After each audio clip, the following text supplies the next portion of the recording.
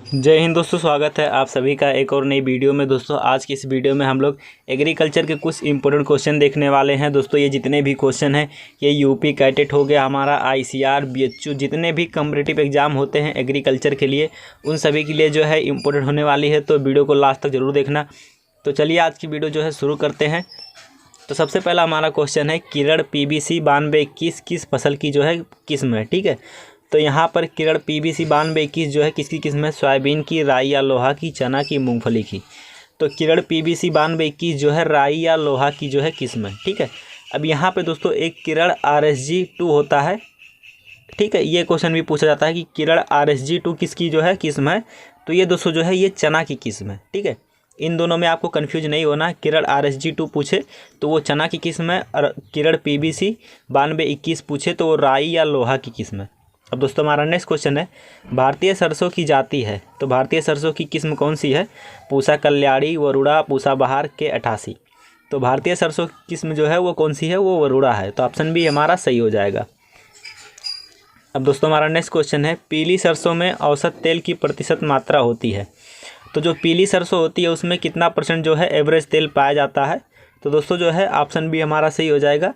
40% के आसपास जो है यहाँ पर पीली सरसों में जो है तेल पाया जाता है। ठीक है, तो ऑप्शन बी हमारा सही हो जाएगा। अब दोस्तों हमारा नेक्स्ट क्वेश्चन है उपास 120 किस्म है। ठीक है, तो यहाँ पर हिंदी में आपको समझ में नहीं आया होगा क्योंकि जब जो है यहाँ पर इसका जो है UPAS बच्चे पढ़ते हैं 120। ठीक है, इंग्लिश में इसका नाम दिया रहता है हर बुक में। तो UPAS 120 जो है किसकी किस्म है? तो ये दोस्तों जो है अरहर की किस्म है। ठीक है, किसकी किस्म है? तो ये दोस्तों जो है अरहर की किस्म है। तो ऑप्शन ए हमारा सही हो जाएगा। अब दोस्तों हमारा नेक्स्ट क्वेश्चन है अरहर में प्रोटीन की मात्रा पाई जाती है। तो अरहर में जो है कितना % प्रोटीन पाया जाता है? 15%, 20%, 25% और इनमें से कोई नहीं।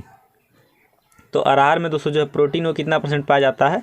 तो अरहर में प्रोटीन जो है 20% पाया जाता है। ठीक है, तो ऑप्शन बी हमारा सही हो जाएगा। अब दोस्तों हमारा नेक्स्ट क्वेश्चन है मटर की निम्न प्रजातियों में कौन सी सब्जी वाली प्रजाति है? ठीक है, तो कौन सी जो है सब्जी वाली किस्म है? रचना, आर्केल, टा 163 और पंत मटर 1। तो जो है सब्जी वाली किस्म कौन सी है? तो सब्जी वाली किस्म जो है हमारी वो आर्केल है, बोनबिले हो गया, ठीक है, आज़ाद पंट मटर हो गया। ठीक है, ये सभी जो है सब्जी वाली जो है मटर की किस्में हैं। अब दोस्तों हमारा नेक्स्ट क्वेश्चन है किस फसल को न्यूनतम नाइट्रोजन की आवश्यकता होती है? तो किस फसल को जो है सबसे कम नाइट्रोजन की आवश्यकता होती है? मक्का, मटर, आलू, जौ। ठीक है, तो किसे जो है कम नाइट्रोजन की आवश्यकता होती है? तो जितने भी हमारी दलहनी वाली फसलें होती हैं इन्हें जो है कम नाइट्रोजन की आवश्यकता होती है। क्यों? क्योंकि इनकी जड़ों में जो है राइजोबियम नामक जीवाणु पाया जाता है जो नाइट्रोजन का स्थिरीकरण करता है, इसलिए इन्हें जो है नाइट्रोजन की कम आवश्यकता होती है। ठीक है, तो इसमें दलहनी फसल हमारा मटर है। ठीक है, मटर की जड़ों में जो है राइजोबियम लेगुमिनोसिरम नामक जीवाणु पाया जाता है जो नाइट्रोजन का स्थिरीकरण करता है, इसलिए इसे जो है न्यूनतम नाइट्रोजन की आवश्यकता होती है। अब दोस्तों हमारा नेक्स्ट क्वेश्चन है शंकर शक्तिमान एक फसल जो है किसकी किस्म है? ठीक है, धान की, मक्का की, बाजरा की और ज्वार की। ठीक है, तो यहाँ पर शंकर शक्तिमान एक दोस्तों जो है वो मक्का की कौन सी किस्म है? तो मक्का की जो है शंकर किस्म है। ठीक है, नाम में ही लिखा है कि शंकर शक्तिमान एक, तो ये दोस्तों जो है मक्का की जो है शंकर किस्म है। अब दोस्तों हमारा नेक्स्ट क्वेश्चन है अंबर एक किस्म है। तो अंबर जो है किसका किस्म है? धान का, मक्का का, अरहर का, सोयाबीन का। तो अंबर दोस्तों जो है वो किसकी किस्म है? तो अंबर जो है मक्का की किस्म है। ठीक है, मक्का की जो है संकुल किस्म कौन सी है? अंबर। ठीक है, ध्यान रखिएगा कि अंबर जो है मक्का की संकुल किस्म है। अब दोस्तों हमारा नेक्स्ट क्वेश्चन है निम्नलिखित में से कौन सी संकुल मक्का की जाति नहीं है? ठीक है, तो कौन सी जो है संकुल मक्का की जाति नहीं है?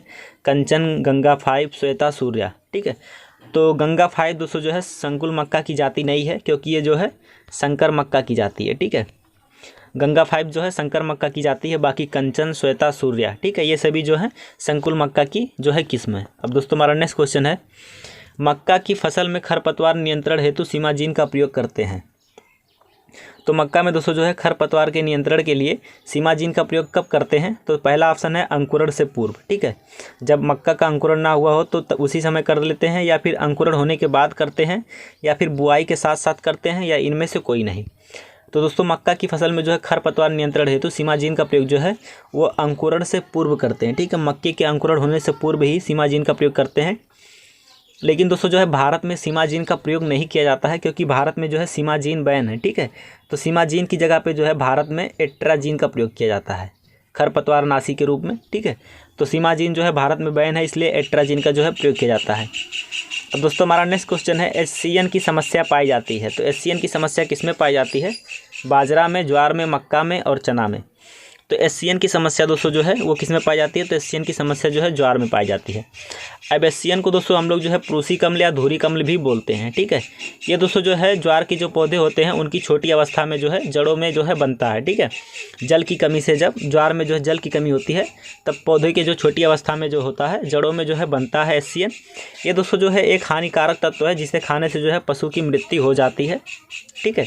तो HCN की समस्या किस में पाई जाती है? तो ऑप्शन बी हमारा ज्वार सही हो जाएगा। अब दोस्तों हमारा नेक्स्ट क्वेश्चन है वर्षा प्रजाति है। तो वर्षा किसकी जो है किस्म है? बाजरा, ज्वार, मक्का, सोयाबीन। तो वर्षा दोस्तों किसकी किस्म है? तो वर्षा जो है वो ज्वार की किस्म है, ठीक है। तो ऑप्शन बी हमारा सही हो जाएगा। अब दोस्तों हमारा नेक्स्ट क्वेश्चन है सूट फ्लाई नुकसान पहुंचाती है। तो सूट फ्लाई किसे नुकसान पहुंचाती है? धान, ज्वार, अरहर, सोयाबीन, ठीक है। तो सूट फ्लाई दोस्तों जो है वो ज्वार को नुकसान पहुंचाती है, ठीक है। सूट फ्लाई किसे नुकसान पहुंचाती है? ज्वार को। धान में दोस्तों जो है हमारा गंधी कीट लगता है। आपने सुना होगा कि धान का जो है प्रमुख कीट कौन सा है? तो धान का प्रमुख कीट जो है गंधी कीट है। यहाँ पे दोस्तों जो है हमारा दिया है अरहर। तो अरहर में दोस्तों जो है टूरपोड फ्लाई लगती है, ठीक है। अरहर का जो है हानिकारक कीट कौन सा है? तो अरहर का हानिकारक कीट जो है टूरपोड फ्लाई है, ठीक है। तो यहाँ पर क्वेश्चन पूछा सूट फ्लाई नुकसान पहुँचाती है तो ज्वार को। अब दोस्तों हमारा नेक्स्ट क्वेश्चन है निम्न में से कौन सा जो है कीटनाशक माइटस को भी नियंत्रित करता है, ठीक है। तो निम्नलिखित में से कौन सा कीटनाशक है जो माइटस यानी कि जो हमारा घुन जिसे बोलते हैं देहाती भाषा में, ठीक है, तो उसको जो है नियंत्रित करता है? तो इंडोसल्फान, साइपरमेथ्रिन, मोनोक्रोटोफास, टॉक्साफिन, ठीक है। तो माइटस को जो है कीटनाशक कौन सा नियंत्रित करता हो? तो वो दोस्तों जो है हमारा साइपरमेथ्रिन, ठीक है। ऑप्शन बी हमारा सही हो जाएगा। अब दोस्तों हमारा नेक्स्ट क्वेश्चन है बाजरा का जन्म स्थान है। तो बाजरा का जन्म स्थान कौन सा है? अफ्रीका, अरब, भारत, चीन। तो बाजरा का जन्म स्थान कौन सा दोस्तों? तो बाजरा का जन्म स्थान जो है वो अफ्रीका है। अब दोस्तों हमारा नेक्स्ट क्वेश्चन है पूसा 323 प्रजाति है। तो पूसा 323 किसकी प्रजाति है? तो यहाँ पर दिया है बाजरा, ज्वार, मक्का, धान। तो पूसा 323 जो है वो बाजरे की जो है किस्म है, ठीक है। तो ऑप्शन ए हमारा सही हो जाएगा। अब दोस्तों हमारा नेक्स्ट क्वेश्चन है अर्गट रोग किस फसल से संबंधित है? बाजरा से, मक्का से, धान से, गेहूँ से। तो अर्गट रोग जो है वो बाजरा में लगता है, ठीक है। बाजरा में जो है एक कवक होता है जिसका नाम है क्लेवीसेप्स फ्यूजीफॉर्मिस, ठीक है। क्लेवीसेप्स फ्यूजीफॉर्मिस नामक एक कवक होता है जिसके कारण जो है अर्गट रोग जो है बाजरा में लगता है, ठीक है। तो ये भी पूछे कि अर्गट रोग किसके कारण होता है? तो अर्गट रोग जो है कवक के कारण होता है किसमें? बाजरा में, ठीक है। बस आप ध्यान रखिएगा। अब दोस्तों हमारा नेक्स्ट क्वेश्चन है यहाँ पर सबसे अधिक बाजरा उत्पादक राज्य है। तो कौन सा राज्य है जहाँ पर जो है सबसे अधिक बाजरा का जो है उत्पादक राज्य है, सबसे ज़्यादा बाजरा उत्पादन होता है? राजस्थान में, मध्य प्रदेश में, उत्तर प्रदेश में, हरियाणा में।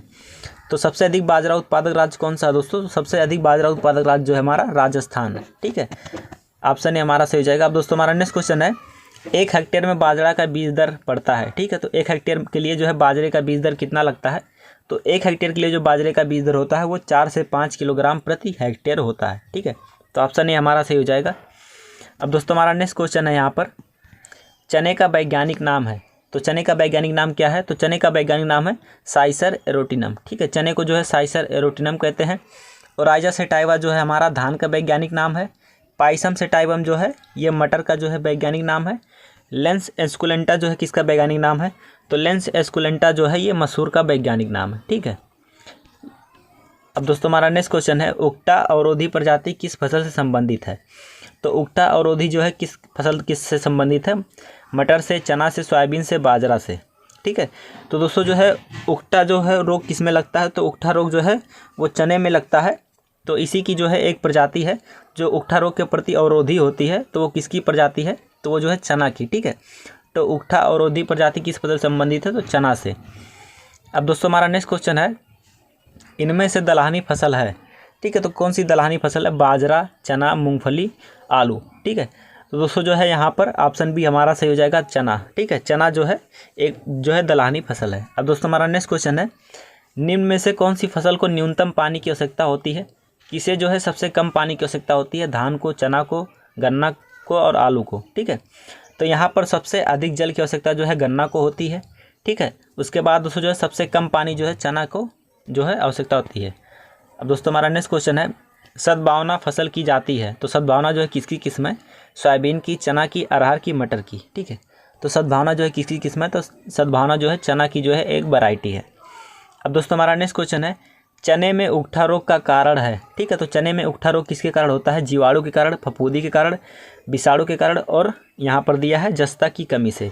तो चने में जो है उकठा रोग दोस्तों जो है किसके कारण होता है, तो चने में उकठा रोग जो है फफूंद के कारण होता है। ठीक है, एक होता है फ्यूजेरियम ऑक्सीस्फोरियम नामक जो है एक फफूंद होता है। ठीक है, फ्यूजेरियम ऑक्सीस्फोरियम नामक एक फफूंद होता है जिसके कारण जो है चने में उकठा रोग लगता है। तो ऑप्शन भी हमारा सही हो जाएगा। अब दोस्तों नेक्स्ट क्वेश्चन हमारा, निम्नलिखित में से किसके द्वारा नत्रजन स्थिर किया जाता है। तो कौन सी फसल है जो भूमि में जो है नत्रजन स्थिरीकरण का काम करती है, मक्का, धान, कपास, मूंगफली। ठीक है, तो दोस्तों जो है कौन सा हमारा हो गया, तो मूंगफली के द्वारा जो है भूमि में जो है नाइट्रोजन जो है स्थिरीकरण का कार्य किया जाता है। तो ऑप्शन डी हमारा सही हो जाएगा। अब दोस्तों हमारा नेक्स्ट क्वेश्चन है, निम्नलिखित में से कौन सी फसल भूमि के अंदर तैयार होती है। तो कौन सी फसल है जो भूमि के अंदर तैयार होती है, सोयाबीन, मटर, राजमा और मूंगफली। ठीक है, ये क्वेश्चन बहुत ही आसान है, इसका जो है आप लोग कमेंट करके बताइए कि 148 का जो है कैवा सही है। अब दोस्तों हमारा नेक्स्ट क्वेश्चन है, मूंगफली का जन्म स्थान है। तो मूंगफली का जन्म स्थान क्या है, भारत, अफ्रीका, चीन, ब्राज़ील। तो मूंगफली का जन्म स्थान दोस्तों जो कौन सा है, ब्राज़ील। ठीक है, ब्राज़ील हमारा सही हो जाएगा। अब दोस्तों हमारा नेक्स्ट क्वेश्चन है, पैगिंग डाउन जिसे हम लोग क्या बोलते हैं, अधिकीलन बोलते हैं, किस फसल से संबंधित है। तो पैगिंग डाउन जो है किससे संबंधित है, पैगिंग डाउन जो है मूंगफली से संबंधित है। ठीक है, यहाँ पर दिया है चना, तो चने में जो है कौन सी क्रिया की जाती है, तो चने में जो है निपिंग की क्रिया की जाती है। ठीक है, चने में कौन सी क्रिया की जाती है, निपिंग की। यहाँ पर दिया है सोयाबीन, तो सोयाबीन में दोस्तों जो है, ठीक है, तो यहाँ पर दोस्तों जो है मटर में दोस्तों जो है कौन सी क्रिया की जाती है, तो मटर में जो है पिकिंग की क्रिया की जाती है। ठीक है, मटर में कौन सी क्रिया की जाती है, पिकिंग की। तो बस दोस्तों आज की इस वीडियो में इतना ही, मिलते हैं अगले नेक्स्ट वीडियो में, तब तक के लिए जय हिंद, जय भारत।